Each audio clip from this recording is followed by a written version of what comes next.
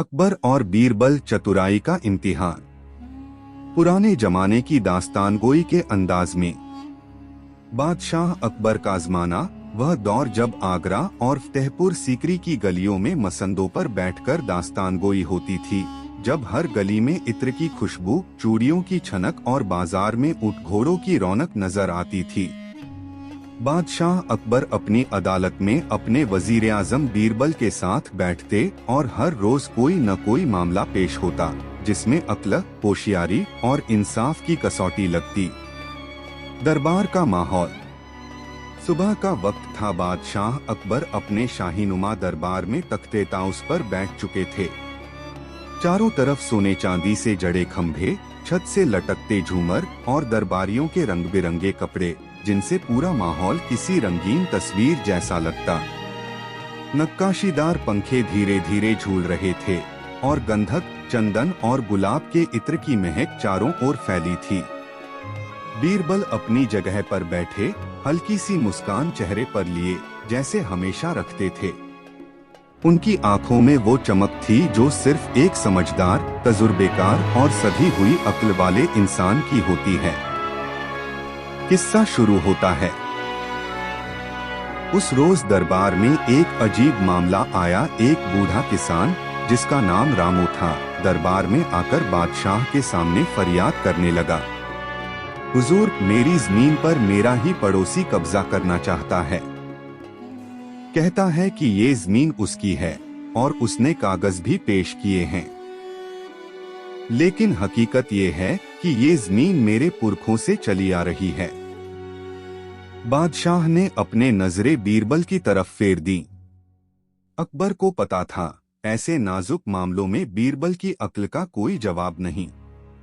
बीरबल ने मुस्कुराकर कहा, हुजूर, हुक्म दें तो इस मामले की तह तक पहुंचना मैं अपनी जिम्मेदारी समझूंगा। अकबर ने इजाजत दी। बीरबल की जांच। बीरबल ने दोनों रामू किसान और उसका पड़ोसी हरिराम को बुलाया और कहा, देखो, जमीन का फैसला सिर्फ कागज देखकर नहीं होगा। मुझे ये देखना है कि असल में इस जमीन का मालिक कौन है। उन्होंने एक अजीब सा हुक्म दिया। कल सुबह दोनों अपने अपने हल लेकर इसी जमीन पर आए। दोनों अपनी अपनी तरफ से जमीन जोतेंगे और मैं देखूंगा कि जमीन किसकी है। लोग हैरान थे, पर बीरबल के चेहरे की गंभीरता देखकर सब मान गए। सच्चाई का खुलासा। सुबह हुई, दोनों हल लेकर आ गए। बीरबल ने कहा, शुरू करो। रामू किसान ने जैसे ही हल जमीन में डाला, बैल आराम से चलने लगे। मिट्टी की खुशबू हवा में फैल गई। मिट्टी नरम थी और हर आरी के साथ वो ढीली होती जा रही थी। लेकिन जब हरिराम ने हल चलाने की कोशिश की, बैल अटक गए, जमीन में पत्थर लगने लगे और हल एक जगह अटक जाता। बीरबल ने कहा, हुजूर, हकीकत सामने है। असली मालिक वही होता है जो जमीन की नब्ज को जानता है। रामू इस मिट्टी को अपने बच्चों की तरह पहचानता है, इसीलिए ये उसकी जमीन है। अकबर ने फैसला सुना दिया, जमीन रामू किसान की है। दरबारियों की हैरत। दरबारियों में कानाफूसी शुरू हो गई। किसी ने कहा, वाह बीरबल, आपने तो सिर्फ मिट्टी को देखकर सच पहचान लिया। दूसरे ने हंसते हुए कहा, नहीं, मिट्टी को नहीं, आदमी को देखा है। बीरबल ने हल्की मुस्कान के साथ कहा, इंसान की सच्चाई उसकी आंखों और उसके काम में होती है, कागज के टुकड़ों में नहीं। दूसरा किस्सा, खजाने की चोरी। एक रोज बादशाह के खजाने से कुछ सोने के सिक्के गायब हो गए। हंगामा मच गया। खजांची ने रोते हुए कहा, जहांपनाह, मैंने तो ताले में बंद कर रखा था, पता नहीं किसने चोरी कर ली। अकबर ने फिर बीरबल को बुलाया। बीरबल ने मुस्कुराते हुए कहा, हुजूर, चोर खुद हमारे सामने आकर खड़ा होगा, बस इजाजत दीजिए। अकबर ने हामी भर दी।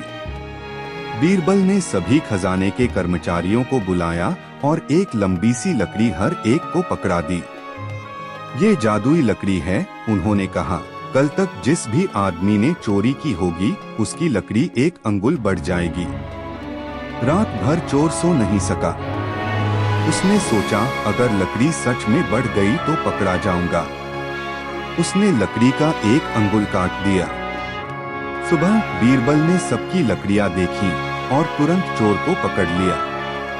हुजूर, बीरबल ने कहा, ये रहा चोर। इसकी लकड़ी बाकी सबसे 1 अंगुल छोटी है। दरबार हंसी से गूंज उठा। तीसरा किस्सा, आधा प्याज और आधा सोना। एक बार एक अजीब शर्त लगी। एक अमीर सौदागर दरबार में आया और बोला, जहां पनाह, मैं ऐसा सवाल करूंगा जिसका जवाब सिर्फ बीरबल ही दे पाएंगे। अगर उन्होंने सही जवाब दिया तो मैं 100 सोने के सिक्के दूंगा और अगर न दे पाए तो उन्हें मुझे आधा प्याज देना होगा। अकबर ने मुस्कुराकर हामी भरी। सौदागर ने पूछा, ऐसा कौन सा काम है जिसमें आधा पैसा और आधा मेहनत लगती है? बीरबल ने पल भर सोचा और कहा, हुजूर, शादी। आधा पैसा दूल्हे के घर से जाता है, आधा दुल्हन के घर से, और मेहनत दोनों तरफ के लोग करते हैं। दरबार ठहाकों से गूंज गया और सौदागर ने 100 सोने के सिक्के पेश कर दिए। अंतिम सीख, बीरबल की कहानियां सिर्फ हंसी मजाक नहीं होती थी, उनमें इंसाफ, चतुराई और जिंदगी की सीख छुपी रहती थी। अकबर को मालूम था कि ऐसा वजीर मिलना किसी बादशाह की सबसे बड़ी किस्मत है। उस रोज दरबार से उठते वक्त अकबर ने कहा, बीरबल, तुम्हारे बिना मेरा तख्त अधूरा है। बीरबल ने झुककर सलाम किया। हुजूर, बादशाह की शोभा उनके तख्त से नहीं, उनके इंसाफ से होती है। और इस तरह अकबर और बीरबल की दोस्ती और भरोसा पूरे हिंदुस्तान में